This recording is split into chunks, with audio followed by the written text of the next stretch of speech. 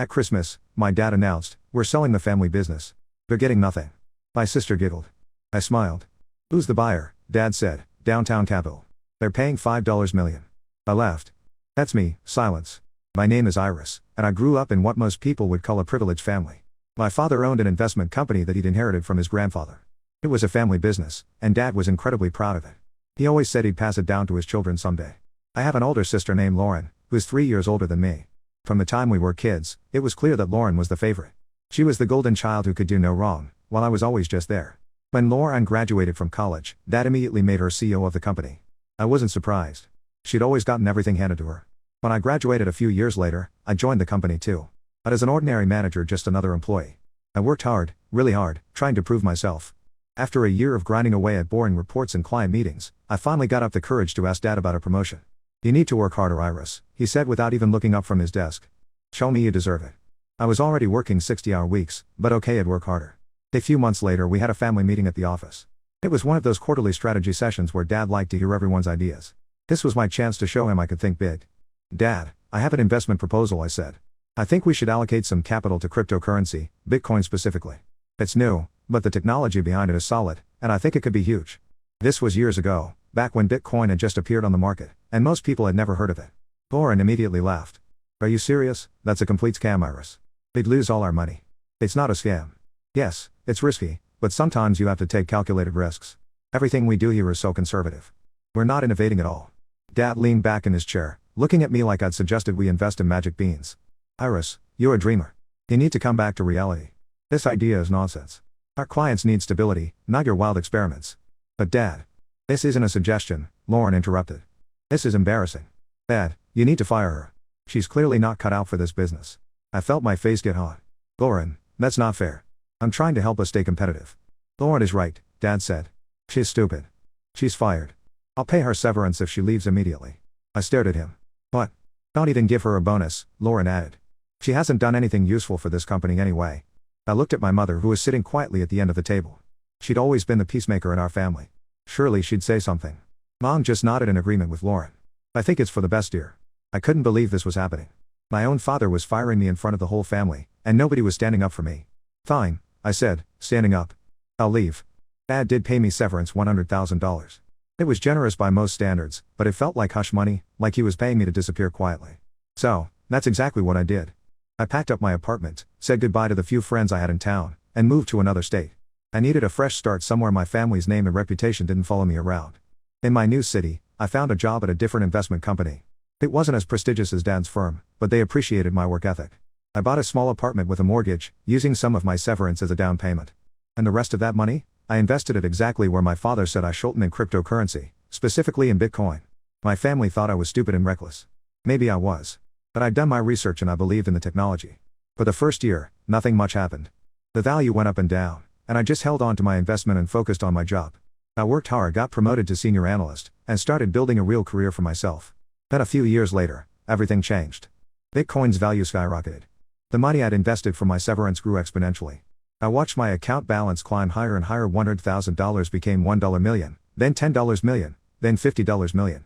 When I finally cashed out a portion of my holdings, I had $250 million. $250 million. I sat in my small apartment staring at my bank account, barely able to process what I was seeing. I turned my father's severance payment into a fortune that dwarfed anything his company had ever made.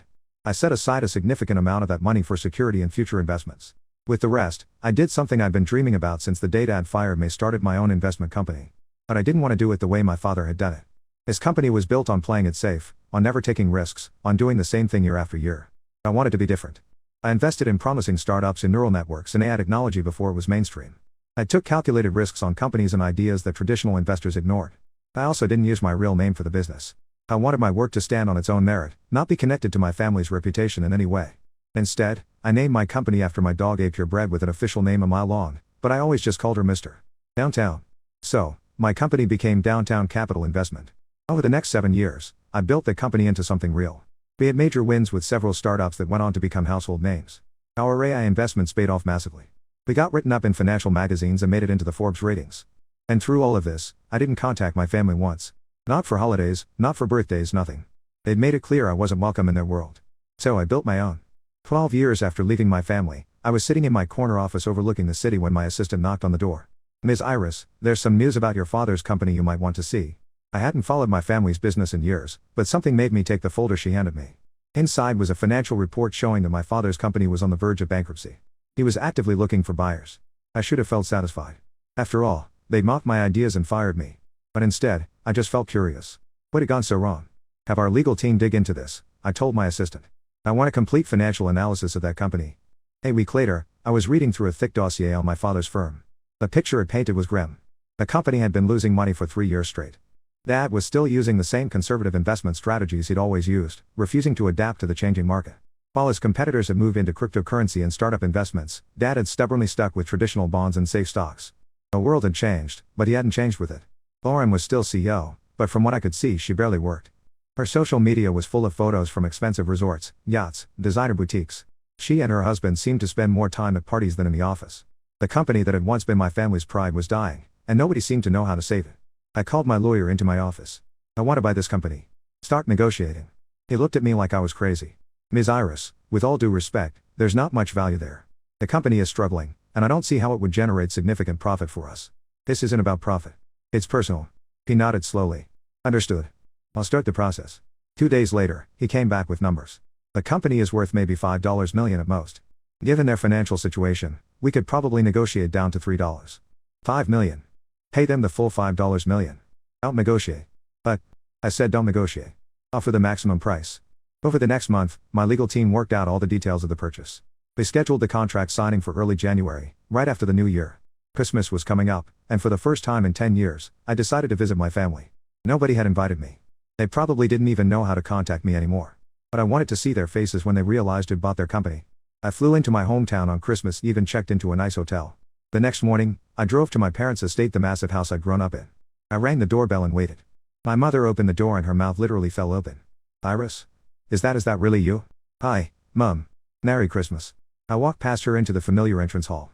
Not much had changed, same expensive furniture, same paintings on the walls. The only difference was that Lauren was there with her husband now, some guy I'd never met. Lauren stood up from the dining table where everyone was having breakfast. "What are you doing here? Why did you show up today?" "I came to see my family for Christmas." "Is that not allowed?" "You probably heard about Dad selling the company," she said with a nasty smile. "Let me guess you came to beg for a share of the money." "Well, you're not getting a dime from us." Dad stood up, puffing out his chest. "That's right. I'm selling my company in just a few days. It's going to be a very profitable deal." "Really?" I said. "What's the buyer's name?" "Downtown Capital Investment," Lauren said smugly. "Not that the name would mean anything to you." I couldn't help it. I started laughing. "Downtown Capital Investment is my company. I'm the founder and CEO." The room went completely silent. You could have heard a pin drop. "That's not funny," Lauren finally said. "Stop making jokes." I pulled a business card from my purse and handed it to my father. My name was embossed in silver letters right next to the company name. Dad's face turned red.